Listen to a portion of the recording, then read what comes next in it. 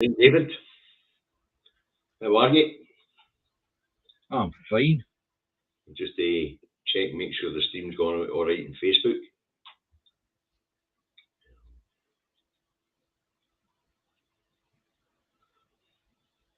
Yep, it's going out on Facebook. Here we are, guys. Give you a minute to get on board, and we'll start rabbiting. Yeah. I'm fine. Just Facebook.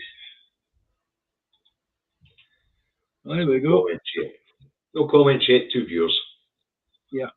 Strudel Brown and Chris Fisher. Hi there. Hi, guys. Hi, guys.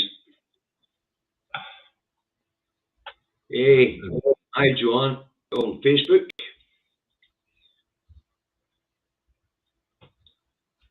So, no guest this week, folks.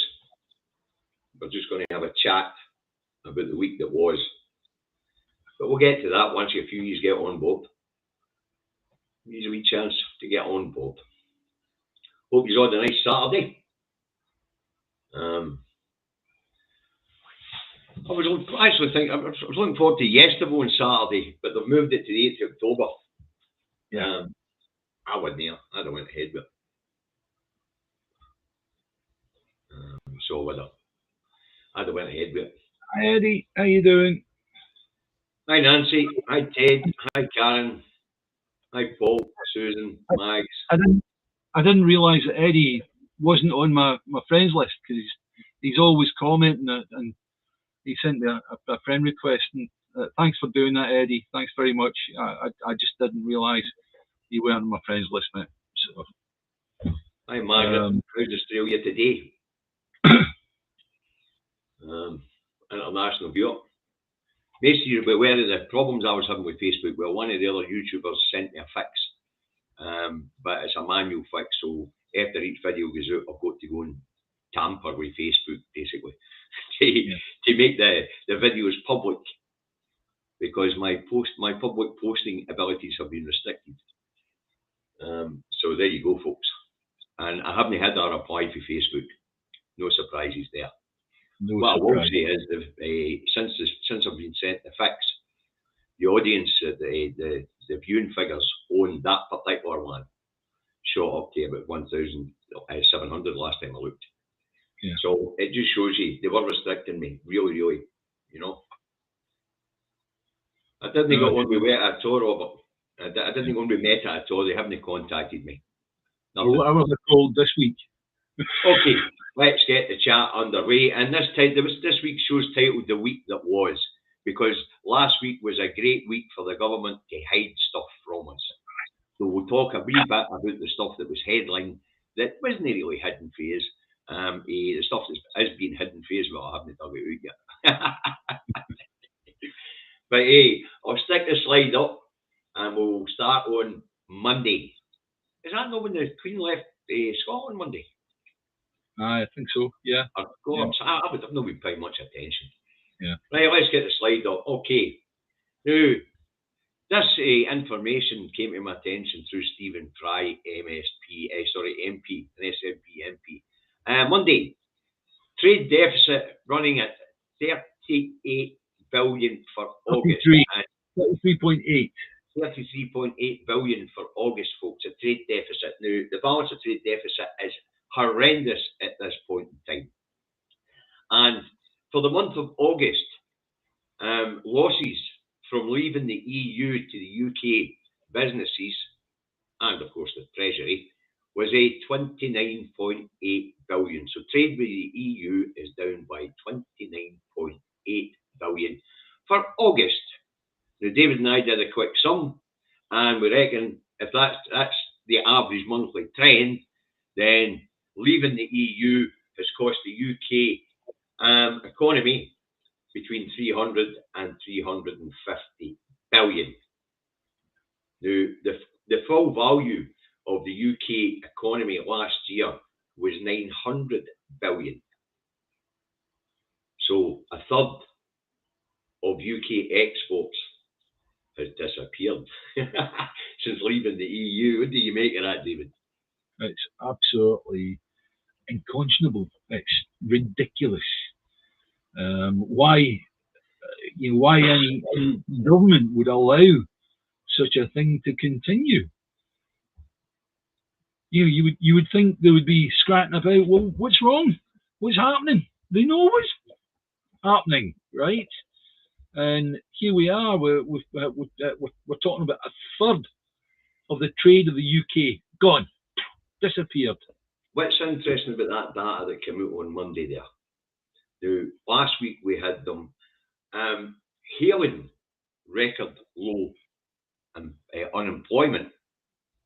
But if a third of the UK economy has disappeared, how can we have record low unemployment? Well, the answer is, of course, end of freedom of movement. And as we found out in the figures, 2.5 million are which classed as economically inactive. Basically, they're still working. They're either long-term sick or just because of the pandemic said they've had enough. They're not counting those figures. That's the interesting thing. That is the interesting bit. Yeah. So the UK economy shrinks by a third, and they're trying to tell us that there's a labour market shortage. Something doesn't add up there, David. That's right. Well, it will never add up. As we discussed the other day, this is us seeing the symptoms of a plan having been successful. So if the idea was to cripple the UK, they've won. They've done it. Well, they've done it all right. Yeah. So that was a bad news for Monday, folks, as I say, but it makes a mockery of the unemployment figures, and obviously Brexit has been an absolute unmitigated disaster. Yeah. And that's one of the reasons why we're seeing rising inflation and less money in our pockets. Yeah. Simple as that. But that gets more interesting as the week goes on. So let's have a wee look at what the bad news for Tuesday was that was being covered up with a pomp and ceremony of the passing of a monarch. Tuesday, rich to get twice as much aid with cost of living as poor. Now, this information came out of the Resolution Foundation think tank, who analysed Trussonomics, if you like, and Liz Truss and Kwarteng's plans going forward. And it would appear that the tax breaks, tax cuts, and putting national insurance back to where it was is going to benefit the richest by $4,700 a year, but those in the lowest income will only benefit from Trussonomics by $2,200 a year, and most of that is in the form of help with energy bills. So, also on top of that, if you consider that I'm a wee tiny small business, I pay a little bit of corporation tax each year. That'll go down, but you have to understand corporation tax is one of the big taxes that helps pay for the NHS and Uncle Tom Cobley and all, right? And it might mean a difference of a few £100 to me per year, whatever, right? But at the same time, that means these big services are just not operating, and they're not going to be operating as they were. And they're already talking about the proper privatisation of the NHS, and they're gaslighting people. They're saying, "Oh, this is a mess. What's better we could do if we put you all on health insurance? It would be that much more glitzy. It would work much better for you." What the hell? What the hell? The majority of people would end up with long-term illnesses that wouldn't be covered, and it just all falls apart. And then we're hitting the American system. The American system, I asked a friend of mine, Professor Patricia Reynolds, to find out for me what a normal family, two adults and a child, would pay in health insurance, basic health insurance, which doesn't include dental, right, per year. And she was talking about $4,000 per year. Now, if they were to bring in health insurance of about £3,000 a year, I bet you wouldn't get £3,000 off your blooming tax to juxtapose it, right? You would end up still paying as much tax, and you'd be paying health insurance, and it wouldn't cover you for pre-existing conditions. David, apparently we're getting a wee bit problem with the sound there, but I think it was my bandwidth, me being in a wee village, and I'm the person that's doing the streaming. So I've shut down the other boxes I had open, and hopefully that'll improve the bandwidth. Okay. All right. Okay. So sorry about that, folks. As I say, that was me. So let's have a wee look and see what was hidden behind on Wednesday. Wednesday, food price inflation has reached highest level in 14 years at 13.10%. So basically, if your food shop a week was £100 this time last year, meaning August last year, your food shop is £113.10. What's the reason for that, David? What's the reason for that? Brexit. Right. Why? Because the supply chain's no better, that people are no export to anywhere. It's just no worth their while. Yes. And that forces up prices in the shops because there's less availability. And also, from the European end, there will be a bigger cost of transport. Yeah? Yep. So, therefore, that makes a big difference. Margaret says if it's clear to us that Brexit was going to be an unmitigated disaster, then it was obvious to the UK government as well. Yeah, yeah. Which means that they have deliberately, as I say, battered the economy. Yeah,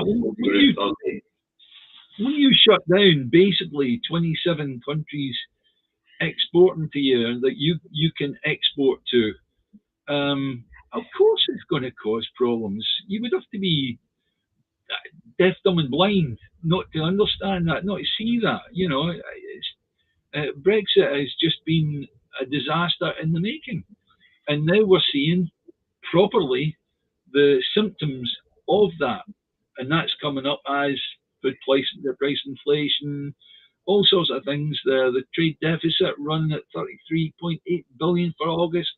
My goodness me, it's only going to get worse unless we can get back into the single market and the customs union. Better still, we become an independent country and we initially join EFTA to get us in with Norway, Iceland at all, and then we do the work to get properly back into the EU. The last brave heart's asking if all this deliberate chaos is to stop us leaving in 2023. I don't think that, inventing this deliberate chaos because we can all see it. And we're all looking down that road and saying this is madness. And these people who are actually running the asylum down there are obviously incompetent idiots. To my mind, that's probably going to make us more likely to leave in 2023.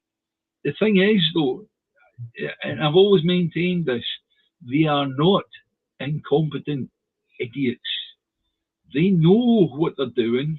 There's maybe a few of them that are sort of along for the ride, but they know what they're doing. They know what they've done, and it's mission accomplished, guys.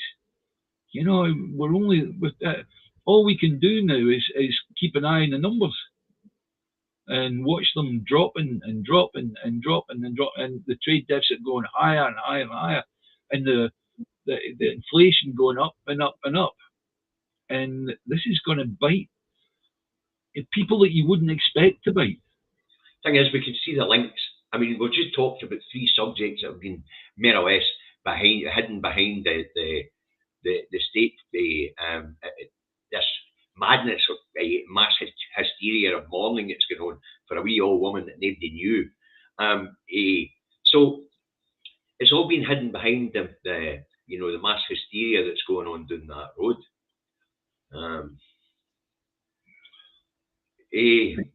Apparently, as there's British made pork pies.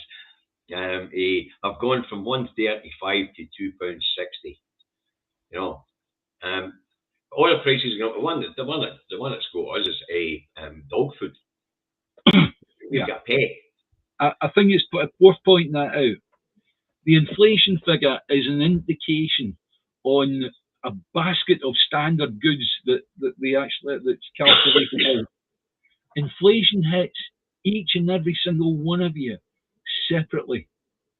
It depends on what you buy as to how much you are hit by inflation. It might well be that the actual common denominator is that the people that have less money will be affected by inflation far more than people with more money. Yep.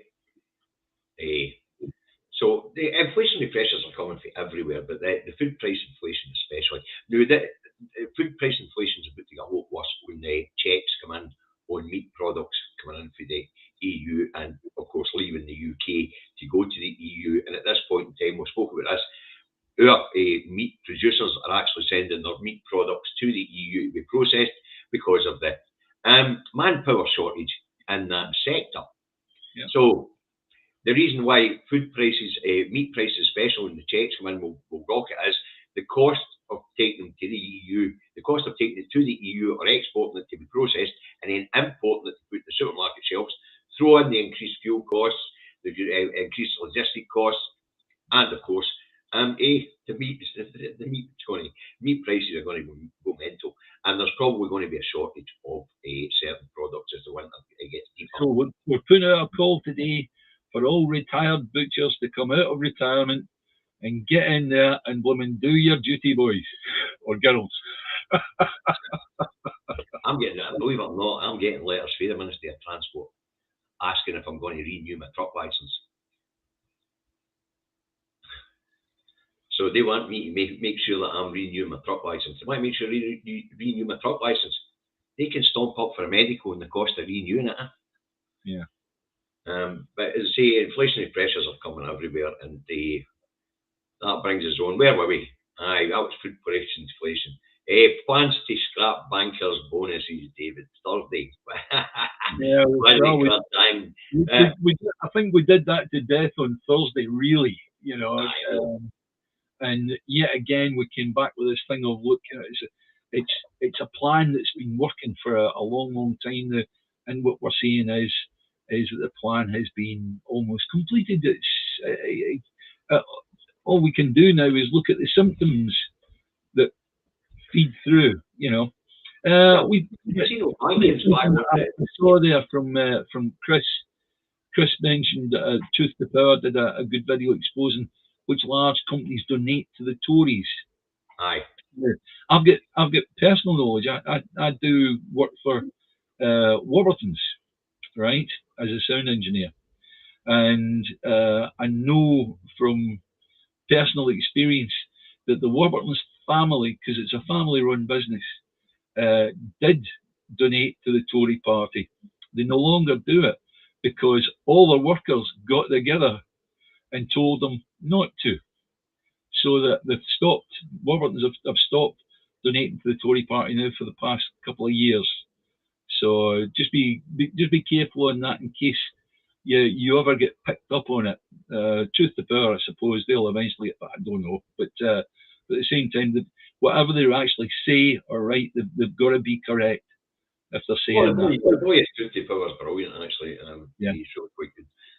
It's another YouTube channel. It's worth investigating, David, if you don't know about it. Yeah. Guy does fits out crack stuff, really does. No arguments there. The banker's bonus thing is another Brexit carry-on, supposedly, but it's just part of the massive transfer of wealth that's going on at the moment. Yeah. Every time interest rates go up, banks make free money. Yeah. Simple as that. That's right. They don't have to do nothing, but they get to bring in more money. Also, Richard Murphy's his statement where he said that the Bank of England feed money to the banks all the time.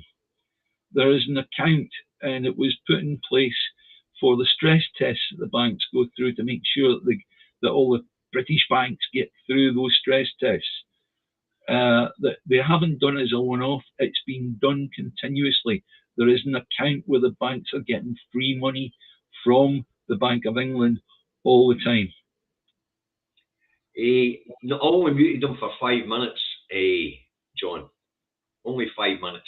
I get an option on whether to boot somebody out the comments or the other, or whether to mute them for 5 minutes. So I only muted John for 5 minutes. Yeah. So there you go. No, he's probably in the queue. He's probably in the queue. when we talk about select, we talk about the madness. I just find it absolutely crazy. I watched a bit of it on Sky this morning, and there was one lassie getting interviewed, and it was the second time she'd done it. I couldn't believe it. The first time she was asked by Kay Burley, how long did it take? The first time, 13 hours.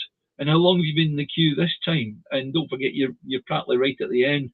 She said, we're sitting on around about 13 hours now. I find that the oddest behaviour. I really, really do. Anyway, Friday, pound crashes to lowest level against the dollar in 37 years. On the currency markets on Friday, pound was trading in parity more or less with the dollar and the euro.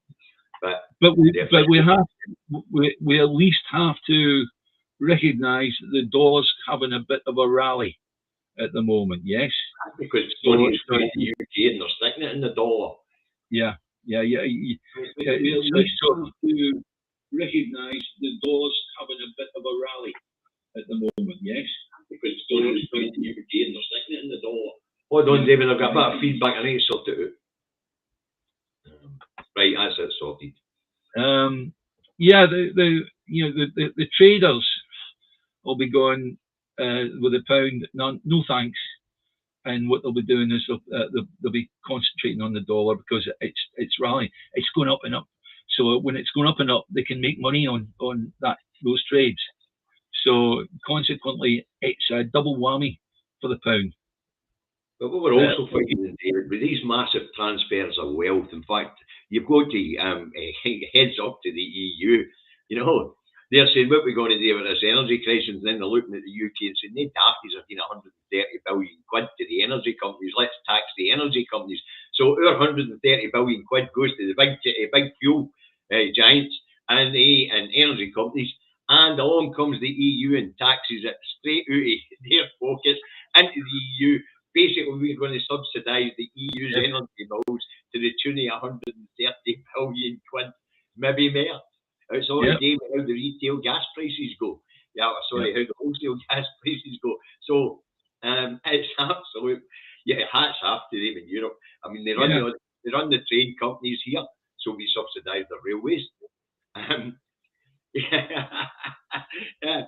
They supply the energy to England. So we're subsidising their energy. We're about to subsidise their energy, but even more. It's absolutely hilarious. But I mean, the pound's in trouble. It's in big trouble. And the forecast is going to get worse. But I had to shut that article down, David, because of my bandwidth. But I suppose I can see if I can get it back up now. Things seem to be stable. Sorry, don't worry about it.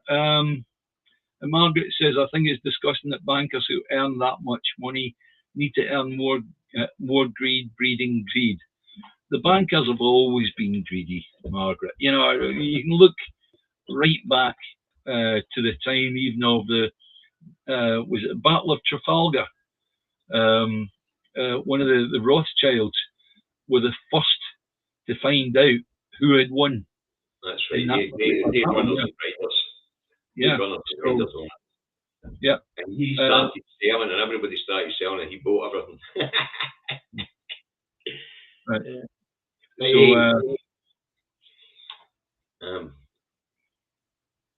Let's see.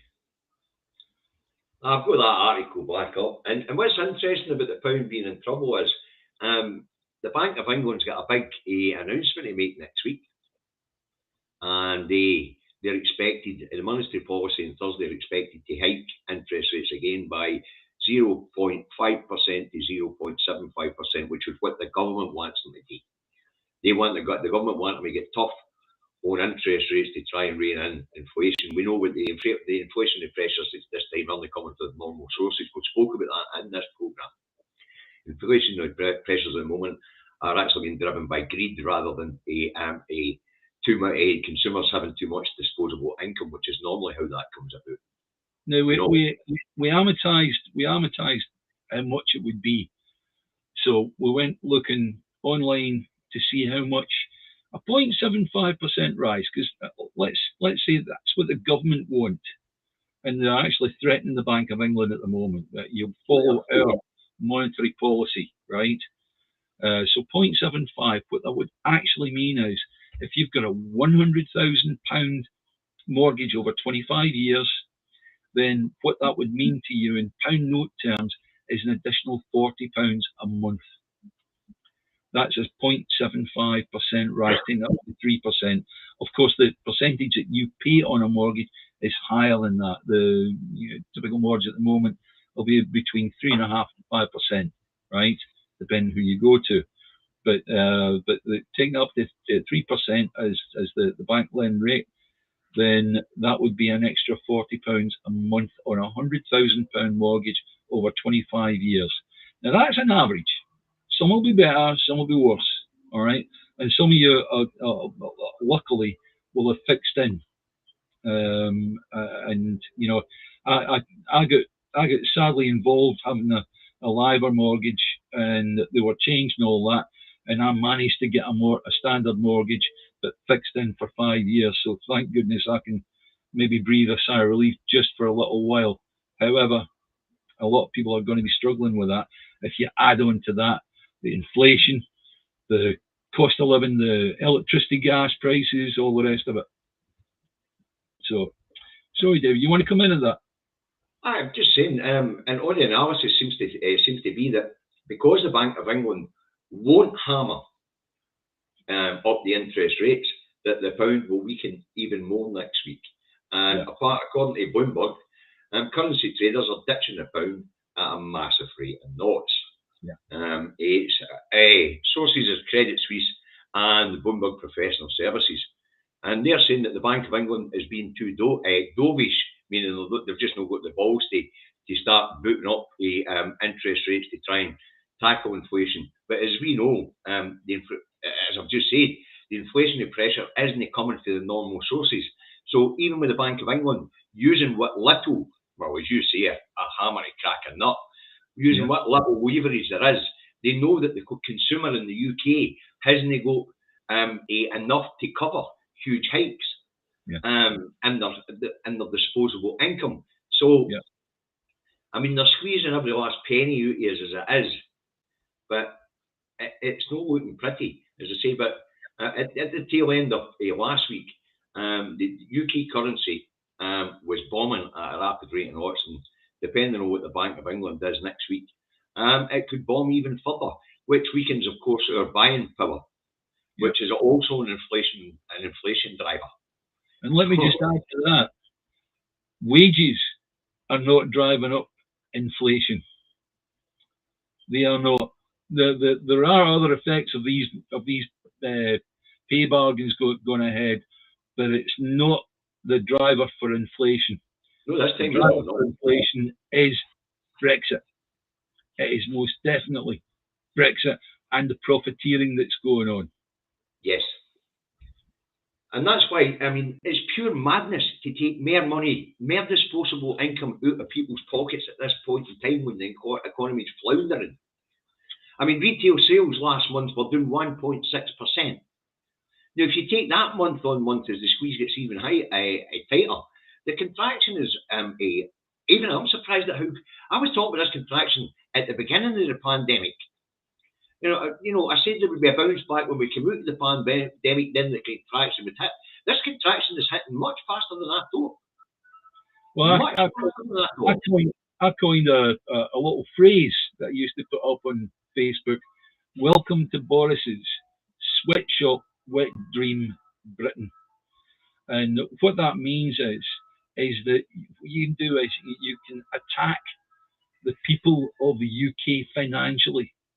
You get them to a point where they've got no employment rights and they're scared to lose their job, because losing their job would be the most horrendous thing that could possibly happen to them, right? So then what you've done is you've put people that own the companies, the companies that are left, and don't forget we discussed that one as well, of the companies that would be left to actually buy in everything else, right? Those companies, the bosses of those companies, would effectively have a slave labour population at their disposal.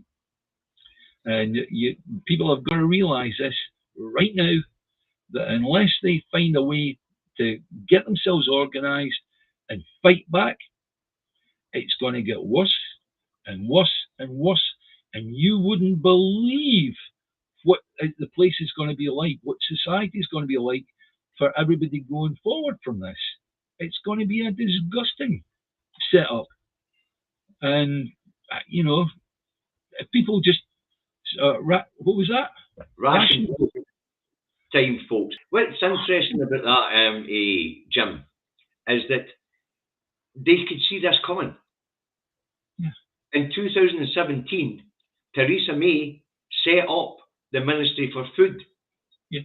Brexit didn't hit until January 2021, and Brexit's still coming in increments.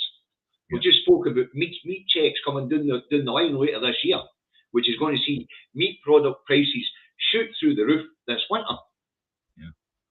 So the idea that ration books might be required, Jim, is not preposterous, actually. The thing is, though, discuss that another way, David. What if they don't bring in ration books? Then people will starve.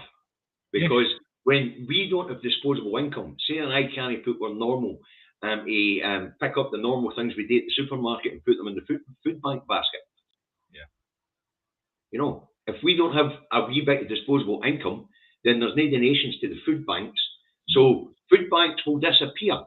But it won't be a good thing in this case. It will be a really bad thing. Yeah. And then, of course, as we all know, rationing only really affects the poorest. Yeah. You know, those who have a few quid, they'll still get it in the black market, they'll import it and sell or whatever. Yeah. So rationing, I'm quite fancy a few decent pop-size steaks this week, next weekend. That'll, how much is that going to cost me? A couple of £100? Ah, fine, that's okay. I can afford that. Yeah. That's it. Stephen, Stevie, you might actually be right. A revolution might be what's required, but it's going to have to be done down that road. Yeah, we're going to have to do our civil disobedience up here as well. But down that road, they're really going to have to tear that place down. Yeah. One of the reasons why we need to get away from these people is to allow the English people to address their own problems. And their own problems is this mass hysteria we're seeing right now, which enshrines the class system and the power and privilege of a certain elite doing that road, which is exactly why the UK's society is structured as it is. I mean, what we're seeing down that road is mass hysteria. It's mental. Yeah. Absolute mental. I mean, it was nice to see a wee bit more sanity here in Scotland, and it was wonderful to see the sanity in Wales. The group no nonsense. Charlie's quite aware of where he stands now, in the eyes of the Welsh. Up here, we tend to ignore them a wee bit more than anything else up here. But can I just respond to that, Dave? Mr. E, never mind sweatshops and food banks. It's going to be workhouses. But the point I'm going to make is the workhouses are going to be the places that you work right now. It's just going to be a different set of rules. Yep. That's all. But as I say, things are getting right out of hand. But I mean, the pomp and ceremony and what we're actually witnessing down that road is actually the problem of the UK because of England.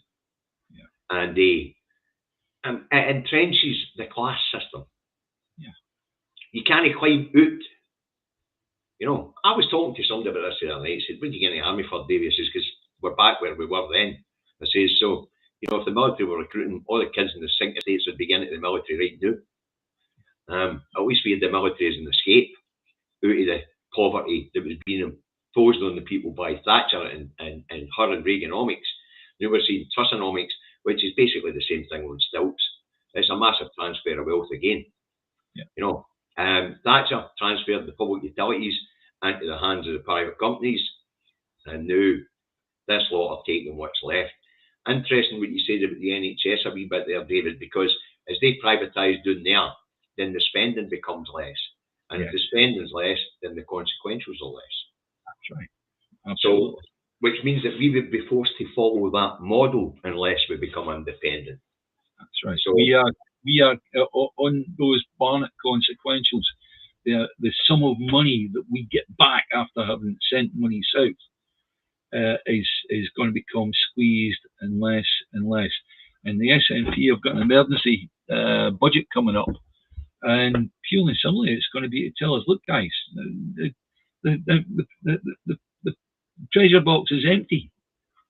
We don't have any more money to deal with the stuff that the Conservatives, and it is the Conservatives. Don't get me wrong. This is all at their door, right? It is that falls right at the foot of number 10 at the front door. That we are going to find that the people are going to struggle over for I don't know how many years. Unless we get away, we're stuffed as well. Scotland's NHS is going to have to sort of bite the bullet and go, right, there's not going to be enough money for to run the Scottish NHS. Scottish NHS would lose 10% of any contract privatised in England. Yeah, well, yeah. I don't know about that. I would have to do some workings out on it, Alistair. Maybe if you've got some details on that, you can maybe private message me, please. Okay. The number is something that would need to be looked into, obviously. But if Alistair thinks it's roughly 10%, I'm sure he'll know about that before after Mark. Yeah. But as I said, the thing is, they know what they're doing doing that road, David, as you and I have spoke about. And and we're still back to the same question of what's the bloody end game. So, but what we are seeing is a repeat of what happened in the Thatcher days.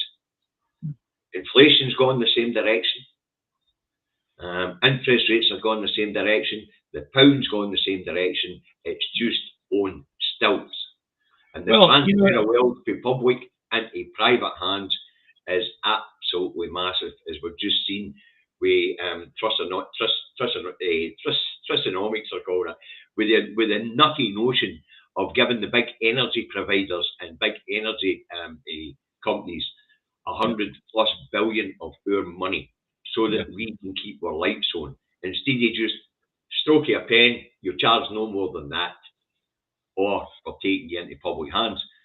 Could have been done, wouldn't it cost the public purse a penny? But remember that 130 billion in borrowing. Well, remember, we just spoke about the pound heading for junk status. The UK economy is only one step above third world emerging market economy. Yeah. India has just overtaken the UK and pushed us down to the seventh biggest economy in the world. So, believe it or not, there are people in the UK now that are poorer than some of the serfs in England. Serfs in India. Some of the poor people in India. It's nuts. And why people are putting up with it, David, I don't know. I really don't. It's good to see the unions starting to organise, but we know they're going to try and swipe the legs away for them there as well. Workers' rights are definitely out the window. That will be the next thing to go, and their bonfire of EU red tape. The first step has already been taken to demonise the unions. And we've seen that on mainstream media. So, like, in answer to the question of what the end game is, I think if you lift the curtains a wee bit, you can see that we're already at the end game. This is it. It's just, it just crumbles faster. There's no much left to steal, David. Yeah, that's right. I mean, we're talking about probably the one institution left for them to steal is the NHS. Yeah. I mean, prisons are all, private prisons are common now. They're piloting private police forces down that bloody road. Education system doing that road has been transferred into private hands. Yeah. That was another massive transfer of public assets into private hands as well, because Michael Gove was taking away the deeds to all these schools and giving them these trusts. Yeah. That was taken out of the city halls in England, as each of these schools were taken out of the public school system because they were failing inspections and putting into the hands of these quangos the deeds to these properties went into the hands of the private quangos.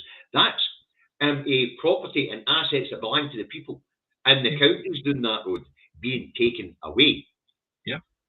I mean, the transfer of wealth is mind-bending at this point in time. And that includes things like quantitative easing for businesses during the pandemic and things like that. Yeah. You know, the transfer. And don't forget how it's been done. It has been done little bit by little bit by little bit, so that the public might miss the news of this one and miss the news of that one, right? I mean, look at the police for a start.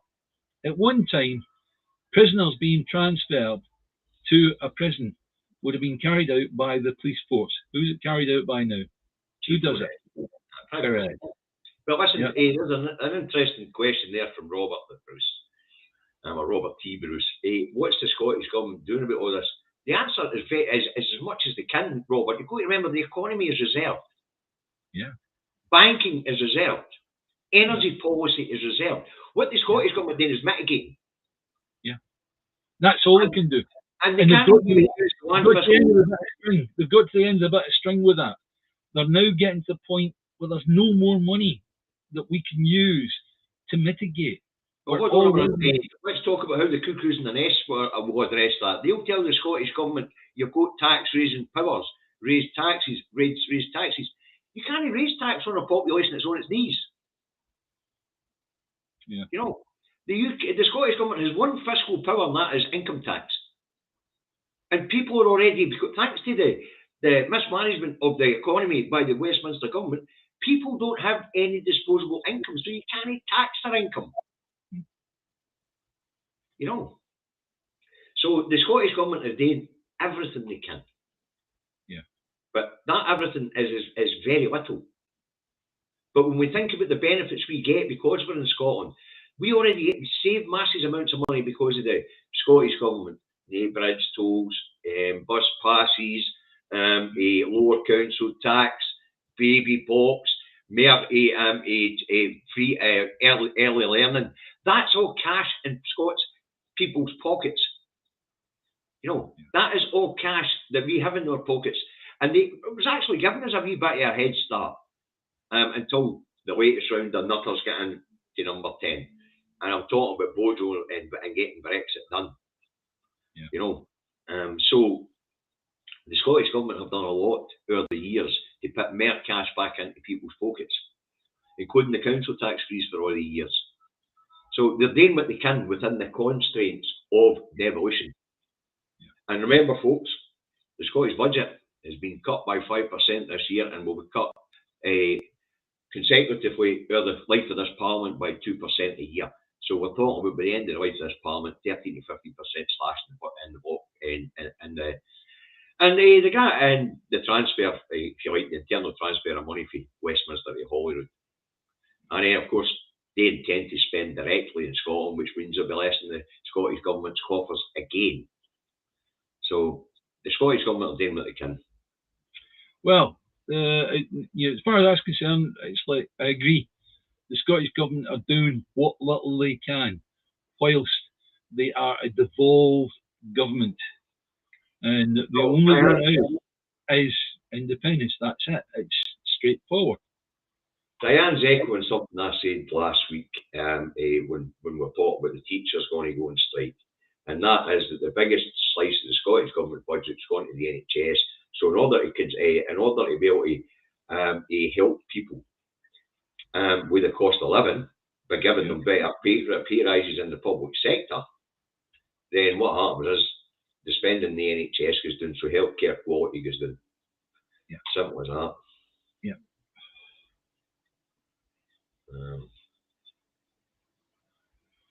That London bus driver that comes on, sorry I forgot his name. He used to take his blame in that. Listen, anybody that voted Tory can take a slice of blame in it, whether they're in London, Coventry, or East Lothian, you know, or the borders in Scotland. I assure you that if it, let's say, for example, that Gordon Brown had stayed, had won an election, and it was a Labour government, right? I tell you now, see the people that are moving for these things to happen. They are not government. They are people that have got heavy influence on the government, and they would have just as heavy an influence on the Labour Party.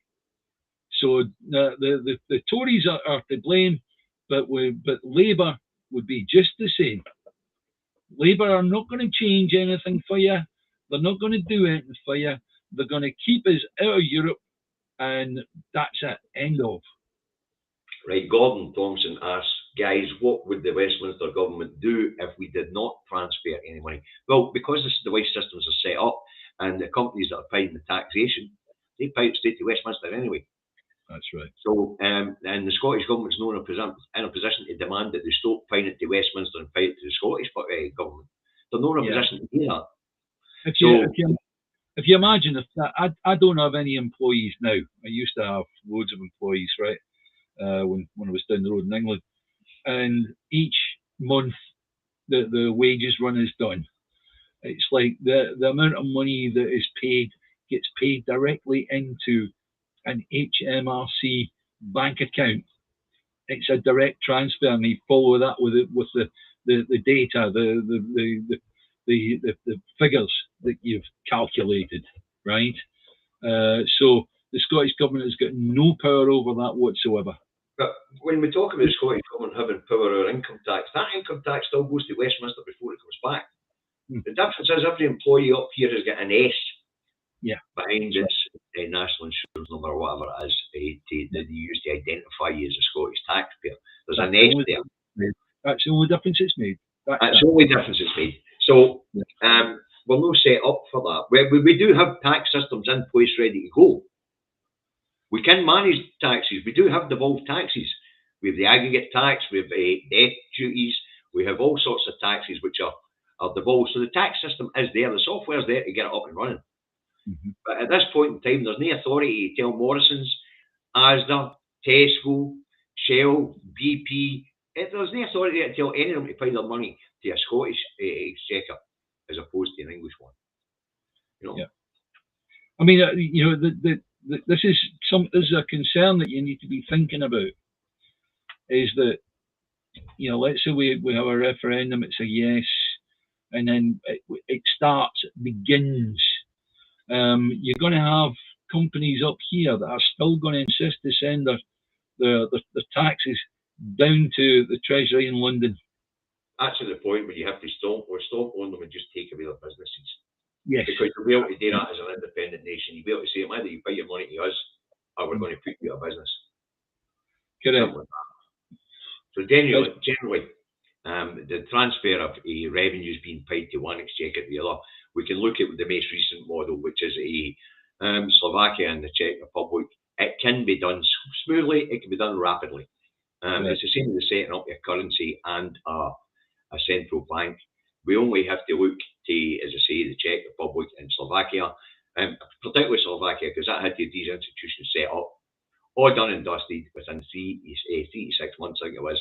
The total divorce didn't take a full 18 months, actually. Yeah, at that time, you probably find that it'll be a handful of businesses that insist on sending their taxes south to London, right?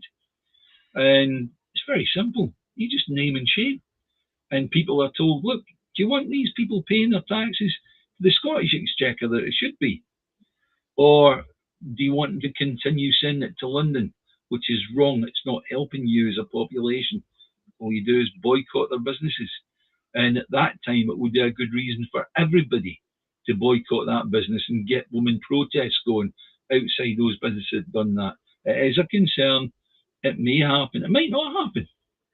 It might happen, but Scottish Independence 2023, who puts their videos out as well, he's saying that the Velvet divorce took 1981, took 3 months. That's technically speaking correct, but the period that was set aside for it was 18 months.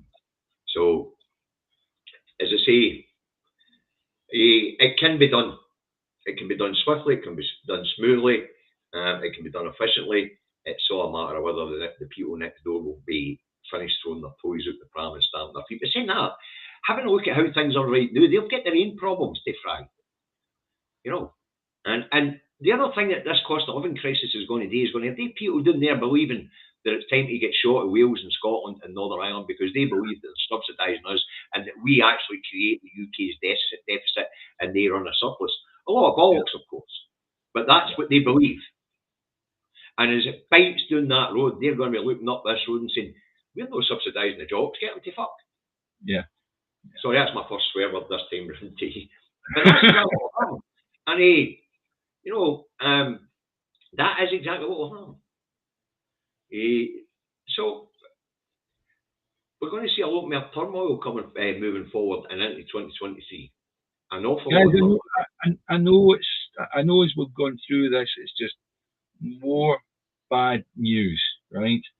But all we're doing is we're stating all the stuff that's effectively being hidden from you by what's going on at the moment with the royal family, right? And you know, there is light at the end of this tunnel if you're Scottish. It is Scottish independence. Well, at the end of the tunnel for the English team, but they do have to take their own affairs back so they can sort out that bloody elite down there who are entrenched by the monarchy. I think they're going to have to go through an awful lot of pain before any of that happens. We're all going to have to go through a lot of pain. Even as I said, even when we become independent and set up, we're independent central bank and independent currency. We're going to have to. Well, we'll probably tell them to peg their money to yours because there's a bit stronger currency, but we're going to have to help them. We can't have a basket case next door. Correct. Absolutely. You know, this is something that I maintain all the time. If you've got England that becomes a complete basket case, that's from my front door. It's only an hour and a bit down to that border. And I assure you, that's going to cause us ultimate problems. And it's the reason why I argue with people saying, look, we will require a border fence when we become independent. We're going to have to control the movement of people into Scotland. It's going to have to be done. It's just a mere fact that we need to put infrastructure in place. We want the people, but we need the infrastructure to be able to handle that amount of people. Right, put this one off. I've left my glasses at work, so I can't read the name. It's too wee for me. But while all monarchy stuff is happening, what laws are Westminster changing? You can find out on westminster.gov.uk. Yeah, but the one that we found was the Human Rights Act, 1998. Aye, the changing the definition under article. Yeah, they actually removed the article that covers freedom of speech, freedom of expression, and by any media that you deem fit.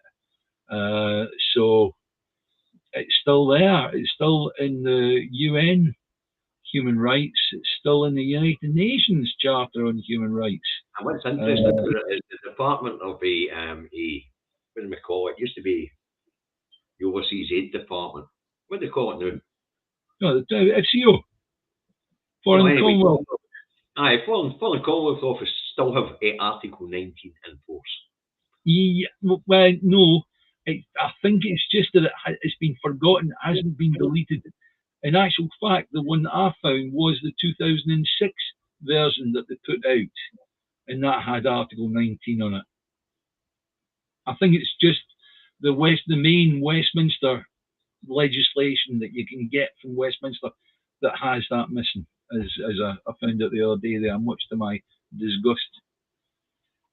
What about us trying to have private meetings with all these world leaders? What is that all about? Is she trying to tell them to ignore Nicola? It wouldn't really matter. These world leaders, a lot of them will just tell her no.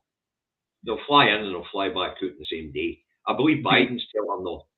They'll be ever so nice, ever so diplomatic, and they'll shake hands with her and they'll go away and they'll do what they're going to do anyway.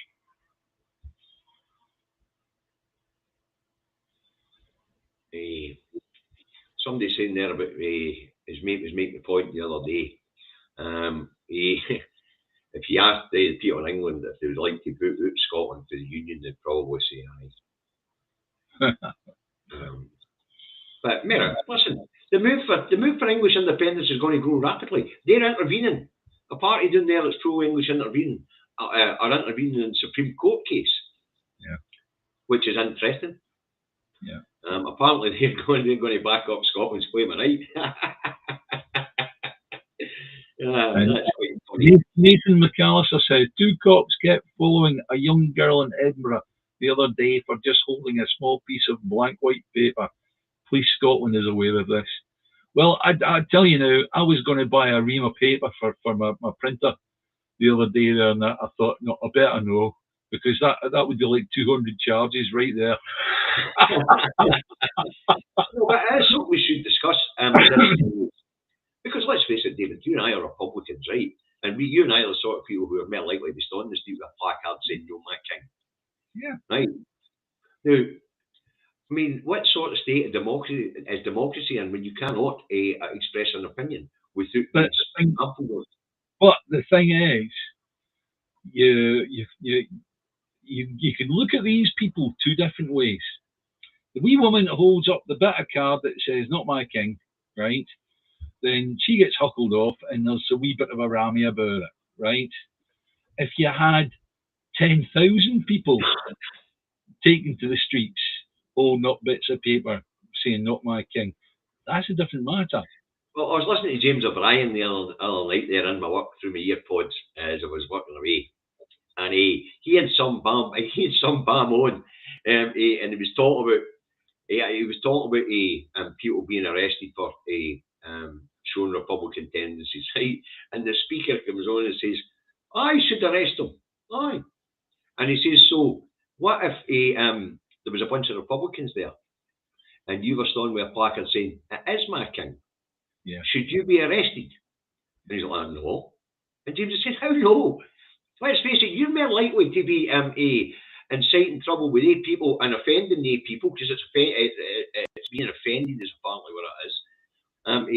So the guy's like, "No, they don't count." I was rolling about laughing. It was brilliant. But no, you're right, Jenna. You can't arrest them all. Yeah. So it's always the case. People, power. And in Scotland, I'm a Republican, and I believe that I'm part of the majority view. People might not come out and say I'm a Scottish Republican. They might not say it overtly in your face, but maybe they hold the thing of, well, the monarchy's like past its sell-by date. Margaret's asking, were any Welsh people arrested for protesting? No, that I'm aware of, Margaret, because they did it a wee bit more. There was much more protesting at the one time. As Charles was coming around, the clip I seen, there was some flag wavers at the front, but the majority behind were all booing. Yeah. And then the Welsh guy that when Charles was going to meet the crowd said to him, "Hey, we're all struggling to heat our houses and we're having to fight for your possessions." Yeah. Meaning the procession that's just been in front of him, creating more pressure, putting more pressure on the public purse. And Charles was and wandered off, like, Yeah. But so I think we've more or less covered the week that was, David. Yeah. We're coming up to the hour mark, so it's time to round this one off. Yeah, look, sorry guys, it's been a bit of a dark one today, but all we can possibly do now is watch it happen and hope. So apparently a wee fella in Wales was huckled for "Not my king," as well, Now, viewing figures have been great today, folks. 170, so I don't know how many each have. Just got a bubble in front of me. I know there will be more than that, actually, because tend to get a wee bit on Facebook what Reece tells me. And on Facebook, I'll need to speak to my young brother. Apparently there's a way of getting the Facebook comments in here as well. So we'll sort that out as well. If you're ever talking to somebody and they say, "How do you feel about the monarchy," right? And you're going to say, "I'm a Republican." No. Say you're a Scottish Republican. Otherwise they'll think, "Oh, they're part of the IRA." Because that's how people perceive the word Republican. Republican, aye. It's been painted as a bad word. Right, so Folks, thanks for joining us this Sunday. Smash the like button, hit the subscribe button if you've not subscribed, hit the bell notification button, you'll get notified when we're coming out on YouTube. And those of you that are watching on Facebook, move to YouTube. What handles were in the coffin. Well, we'll continue to keep broadcasting on both channels, folks, to try and keep the audience as wide as possible. And if the audience picks up, we'll maybe add a few more platforms on like Twitter and things like that. We'll see how it goes. But say thanks for joining us. I need to get ready for work, David. Yeah, I think I'm going to go and have a sleep somewhere. No, as I say, I hope you enjoyed the show, folks. That's the week that was. Okay, don't know if we'll have a guest next Sunday, but we'll definitely be covering events of next week. And we don't mean the royal stuff because, let's face it, we're basically ignored it except for the fact that people are being arrested for protest. And the fact that there's mass hysteria doing that, or that mass mob, I'd have a Scooby with it. David, you said it yourself, it's mind blowing. You know? Right, let's wrap this up. Only one thing left to say, David. Bye, Davey. Bye, David.